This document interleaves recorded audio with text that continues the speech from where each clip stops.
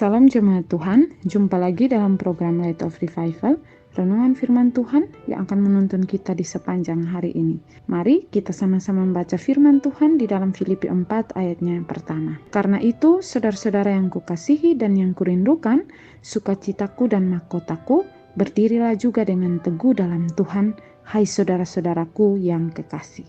Berdirilah teguh dalam Tuhan. Jemaat yang terkasih, firman Tuhan yang kita baca ini adalah nasihat yang diberikan oleh Rasul Paulus kepada jemaat Filipi. Sebelum Rasul Paulus menasihati jemaat Filipi, ada sapaan-sapaan yang begitu luar biasa yang disampaikan kepada jemaat Filipi. Dan sapaan ini dilakukan bukan hanya satu kali, tetapi ada beberapa kali, dan ia menyapa mereka dengan sapaan yang berbeda-beda. Sapaan yang pertama yaitu saudara-saudara. Sebutan saudara seringkali digunakan sebagai sapaan bagi Rasul Paulus kepada jemaat Filipi. Ada banyak sekali ayat di dalam surat Filipi ini yang menuliskan bagaimana Rasul Paulus menyapa mereka. Dan persaudaraan yang dimaksud oleh Rasul Paulus adalah persaudaraan di dalam Kristus. Maka persaudaraan ini tidak boleh dianggap remeh, karena persaudaraan di dalam Kristus adalah persaudaraan yang bukan persaudaraan biasa, bukan persaudaraan melalui hubungan darah atau kesamaan ras atau sahabat karib.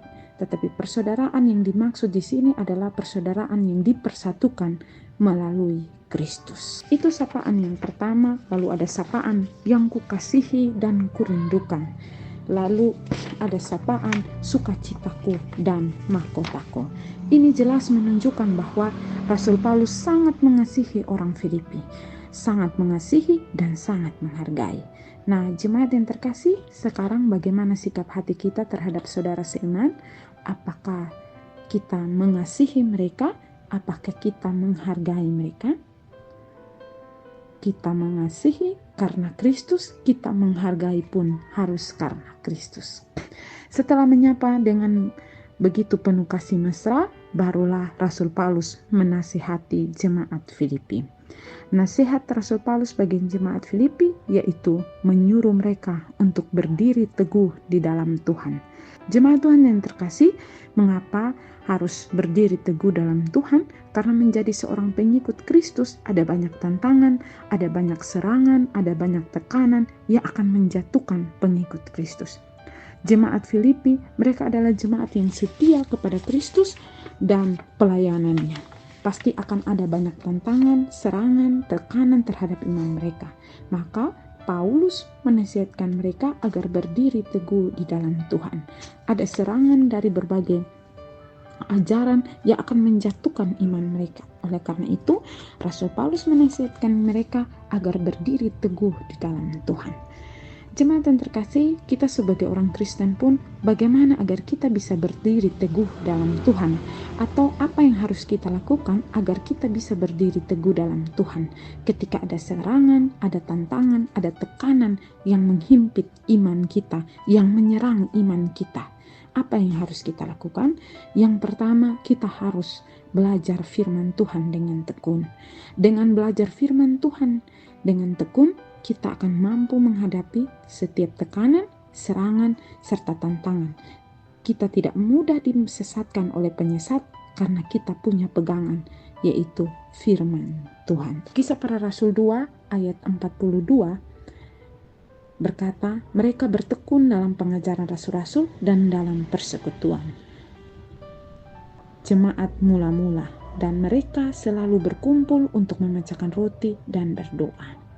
Lalu Pengkhotbah 7 ayat 25, namun aku tekun belajar dan mencari pengetahuan supaya mendapat hikmat dan jawaban atas segala pertanyaan. Aku mencoba mengerti bahwa dosa itu kebodohan dan kejahatan adalah kenekatan.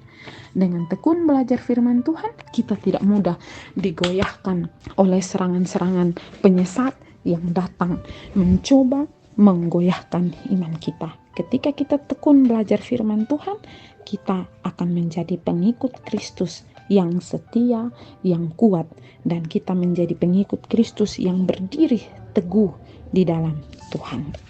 Yang kedua, caranya yang harus kita lakukan agar kita bisa berdiri teguh dalam Tuhan, yaitu kita harus banyak berdoa.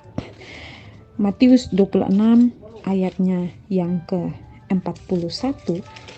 Matius 26 ayat 41 berkata, berjaga-jagalah dan berdoa supaya kamu jangan jatuh ke dalam pencobaan. Roh memang penurut, tetapi daging lemah. Tuhan Yesus menyuruh murid-murid untuk bukan hanya berjaga-jaga, tetapi berdoa supaya mereka jangan jatuh ke dalam pencobaan. Sebagai murid Kristus, kita harus belajar firman Tuhan dengan tekun dan juga banyak berdoa agar kita tetap kuat berdiri teguh di dalam Tuhan. Kiranya firman Tuhan hari ini boleh memberkati kita. Mari kita berdoa. Tuhan, terima kasih untuk firman Tuhan hari ini. Biarlah kami tetap setia dalam belajar firman Tuhan dengan tekun dan banyak berdoa kepadamu ya Tuhan. Tuhan menuntun, menyertai kami agar kami tetap setia kepadamu ya Tuhan. Terima kasih Tuhan Yesus. Amin. Jemaat yang terkasih, mari tetap jadikan firman Tuhan sebagai terang dan pelita bagi jalan hidup kita. Tuhan memberkati.